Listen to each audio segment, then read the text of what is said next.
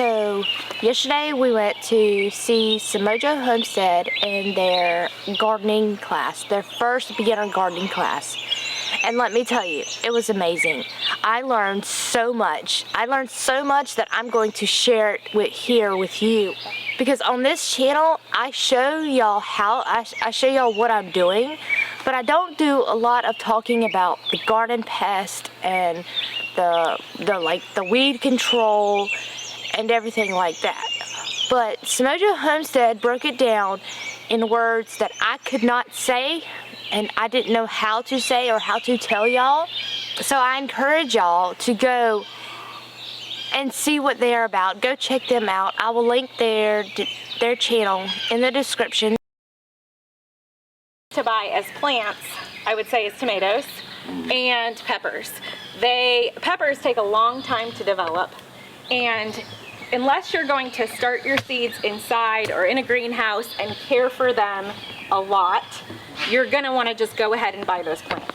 Which we do that, but it's because I mean, we planted like 80 tomato plants. That would be really expensive to go buy those plants. If you're just doing like a backyard garden or something, those things would be plant worthy. And if you, am I getting ahead of myself? I'll talk about that later. Okay, so, and obviously like onion starts, we buy onion starts. We don't plant onions from seed. I don't know if I ever want to attempt it. Maybe one day, but we do onion starts and herbs. I just say we buy all of our herbs in little plant form. So we have a tea garden, we have herbs. I did a lot of companion planting research when we knew we were getting this property. So we do a lot of herbs kind of throughout the garden. So that is something that we have not done from seed. Everything else, I would say, just do it from seed. It grows fast enough. It's very easy and it's more economical. You can go buy a seed packet for a lot cheaper than you can buy a set of 4 plants. And just watch your seed depth. A lot of problems I've seen is just planting too deep. You know, make sure if it says 1/4 of an inch, really do 1/4 of an inch. Like, to me, if you're going to grow from seed, that's the one thing that I think you need to be really sure you're doing well, is making sure you're growing to that correct seed depth. If it's too shallow, the roots aren't going to be able to form. It's going to get sun scorched. You don't want them too shallow, but you don't want them too deep because there won't be enough leaf energy for the leaves to get all the way to the top of the soil. Can I ask you about since I don't have much room, this is what I'm wondering, and I bought those little pea pots and everything, I bought dirt and all that. Yeah. But I don't like having outdoor place to put stuff indoor. I mean, do I put it in the garage? What do you do? If you're for starting your seeds? Yeah. You're starting them inside? Well, I haven't done it yet. Okay, you don't have to. At this point, our frost date has passed. Oh, okay. You can do it directly in your bed. Oh, okay. You can put them directly in your raised bed. That's why I said, like, the only plants I would recommend you buying are tomatoes and peppers. Everything else I would just do. See, we have right here. We have root vegetables. I did carrots. We have beets. We have kohlrabi. And I mean, I just put them right in there. The other thing I would say, if you are doing that though, I used to be like I really always wanted to get as much fruit as I could, so I didn't like to thin them out because I was like killing food. But you want to thin them out or else they'll compete for the nutrients. So make sure, and you want to do it early enough that you're not going to disturb the plant next to it. So I've already thinned these ones out up here. I need to thin some of the carrots down there, but you want to make sure you thin out early so that you don't disturb the soil around the plant that's producing. Okra is super easy to plant in the ground. Squash is really easy. We've done all of our leafy vegetables. I mean, everything just is very easy. It's a lot, as long as you follow that packet. Make sure you're watching for sun and shade. You know, just read them. And the other thing is so if you have a raised bed and you're doing raised bed gardening, you're really going to also want to pay attention to the spacing, obviously. I did square foot gardening, and we were not limited in what we could grow. We did squash and the whole 9, but I just did a lot of research, and I just looked at, okay, how many squash plants can be put in 1 square, and I think it's only 1. But make sure you have a good trellis system for it, and make sure they're spaced well, or else you're going to bring on disease. How deep is the dirt in these? Is it all the way? Okay, so this is, what we did was we put cardboard down, and that's part of our weed control, is cardboard, and then we filled it with, we had hay bales. There's some over there. We have another bed that's supposed to go in. We had hay bales because we overwintered our peppers. Pepper plants, it takes forever for a pepper plant to grow. And so we had dug all of our pepper plants up. We put them in a cold frame and put windows on top, and they lived through the winter. And then the next year, we went ahead and put them in the ground, and they started producing abundantly very quickly, and we had more peppers than we could deal with for the entire summer into the fall. So we had all these bales around. We put the bales inside, and then we put 6 to 8 inches of compost. You can do any organic matter. It doesn't matter if it's a good soil, a good type of soil, except for that top 6 to 8 inches. What you do want to make sure is that it's loose and not compacted, or else there's nowhere, like if you want long carrots, you have to have loose soil. You have to account for that. Like think, if you're buying carrots that can get 6 inches or 8 inches long, and you have really loose soil for 6 to 8 inches and really compact soil or for 4 inches, and compact soil underneath that, they're not going to be able to grow into that soil. Or like potatoes. We do them in these pots, and everything's really loose so that the potatoes have room to grow. The next thing I want to talk about is succession planting.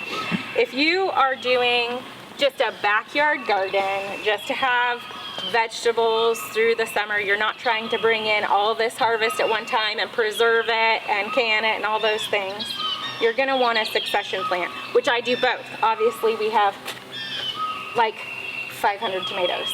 So, but that was per my request. But there are things that right here we started, like I said, just 4 squares of our root vegetables, because I know I'm gonna come out and pick all these, and then a week later I want more. And then a week later I want some more, because I don't want to dehydrate or freeze dry carrots or beets. But my children love them. They love the way beets turn their mouth purple. And so, like, I want to have that as long as I can, but I don't want a huge influx because I don't want it to go to waste. So I succession plant with all of my, what I call salad roots or like quick roots. I do all of those, and then a week later I'll do more. Like today I have to plant another 4 squares of my carrots and my root vegetables, and that's succession planting. Squash bugs, squash beetles, and squash borers are terrible here. I didn't even know what a squash borer was until we moved here. But the thing is, the great thing about South Carolina is if you lose your 4 plants to squash borers or squash bugs or whatever, you pull up those 4 plants and you can plant 4 more because we have a long enough growing season. You can wait, like if you want to have a lot of squash, because like for me, we freeze it, we eat squash all year round, summer squash. So we'll plant it and 2 weeks later we'll plant some more. Or you can do a planting in the spring and then a planting like in the summer, late summer, early fall. Vegetable plants in general are fairly heavy feeders, meaning they like to have a lot of like nutrients readily available to them. I'll go ahead and pass this out. I printed off, I think this came from Michigan, somebody's extension. That one had coffee. I'll let you pass it around. So what this has on it is it was a really good list that I found. It basically has all of your vegetable families and how much of a feeder, like are they heavy feeders or medium feeders, and what they like and how they like to have access to it. Some of it is like side dressing it, some of it is digging it into the soil, and so this is a good guide for just fertilizing and stuff like that. There are different types of, I guess, food sources for your plant. One is compost, which would be like we compost and then just kind of top dress every year with that. And that is considered like a slow release, puts nutrients back into the soil each year. When you say top dress, like how much? So the way we do it is just however much we were able to make that year, we try to evenly distribute over it. We'll pull up this weed cloth when we do it and then kind of rake it in. We have been tilling, just a little backstory on this garden space. We have been tilling it in. We're trying to back off of that just because the more you disturb soil, the more you're disturbing the life in the soil, all the microorganisms, bacteria, like good bacteria, all of that stuff. The other thing with care that I want to talk about was weed control, because with feeding, weeds are bad because they'll steal all the food and water and everything else, which is why we do it this way. We try not to do this, and the first year gardening was miserable. Now all of this section has been added, so the first year was just kind of back over there, but it was like it got to the point by the end of the season we were just like, we don't even care anymore because it was so overran with grasses and weeds and everything else. And so second year we tried to kind of cover crop, and that worked, but then by mid-season we were getting overran again, and so we just went this route, and this was a game changer for us. Last year was the first year we did it. Like clovers, a cover crop, planting plants stuff so the weeds don't. Yes. Okay. Yes, they help to kind of, in theory, shade out the weeds. Yeah, we did a lot of flowers for companion planting to bring in beneficials and stuff, but it was still like stuff coming. And then the last thing I want to talk about was harvest, because this is one thing that people overlook in a lot of information videos or information, write-ups or whatever. So some plants, tomatoes would be the classic example. You have determinate varieties and indeterminate varieties. What that means, if you don't know, is determinate means they are going to put out a determined amount of fruit. So basically, one blooming, one fruit, and they're done. The plant's done. It's not going to put out any more. And then you have indeterminate, and this will be on every single tomato tag. It'll tell you which one it is. Indeterminate means as long as that plant's alive, it's going to continually be putting out fruit. So there's benefits to both. Succession planting with tomatoes, you would do that more with determinate. So you would plant them, you get that harvest, and then it's going to be done, so you may want to plant again. I can't tell you, I always have to look at the tag. I do know Roma tomatoes are determinate. But not all paste tomatoes are determinate. Right. So that's just one thing to keep in mind. Potatoes are the same way. But the other thing is with knowing when to harvest. So the thing that drives me nuts, in a couple of months, we're going to see on Facebook people like, look at the size of this squash that I grew. It's like, that's great. It's going to taste disgusting. They get don't want, there's some things, so the classic ones that are common in most gardens are like cucumbers, summer squash, carrots, okra, asparagus. I guess that's not as common, but asparagus. Those are ones that are better if you pick them when they're smaller. You do not want those to go to maturity, because what happens is they get really seedy, and the older they get, the more bitter they get. The other benefit of that is the more often you're picking them, the more you're going to get. Because what those plants are doing are they're trying to put off the future seeds, and so as soon as something ripens, there's something that triggers in them that says, okay, we've succeeded in what we're supposed to do in our life, we're done. And so if you keep removing that, it's going to keep trying to get its next generation out there. I will over-research everything. So when we started having diseases, I kind of made it my mission to kind of try to make sure we have a disease-free garden, which is, ambitious. But if you learn enough about them, you can have pretty much a disease-free garden. And so I didn't talk about pruning, even though that was in the care part of it, because it has a lot to do with diseases. A lot of the diseases you're going to get in the south have to do with too much moisture, like we've been talking about. So pruning is essential. All of your squash, you will see on a squash or a zucchini plant where there will be a blossom. and there will be leaves underneath that blossom, you want to cut all those off. You don't want those. They're not doing anything except for laying on the soil, getting disease, and spreading it to your plant. So we actually have this trellis system. We are going to be trellising our zucchini and squash this year with these. We trellis our tomatoes with these little clips, and we'll be doing that with our zucchini and squash this year as well. We'll have a video on it. You can watch it. Shameless plug. When you say trellising, so like you're encouraging them to Grow climb? up. Yeah, because they actually are climbing. They can be a climbing vegetable. Even summer squash, Even which summer squash, people yeah. consider like kind of a bushy plant. Is that how they It grow? lays Do they on the dangle, ground. The squash dangle Yes. and that kind of thing? Yeah, they lay on the ground because they're not support. Their stem can't support their weight.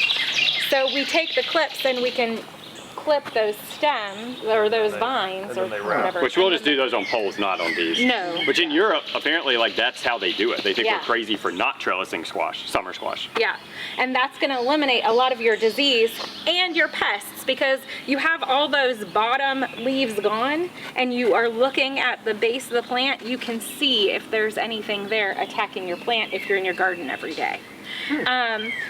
The other thing is make sure, basically, you want to cut off any extra vine leaves that aren't. There are more in the stalk that you can cut off that will help air it out, basically. And so, like with tomatoes, if you have a tomato plant, first of all, you don't want anything touching the ground. Any leaves that are touching the soil, you want gone. And when you plant, I brought this because if you can see all these little hairs on the tomato, that's all future roots.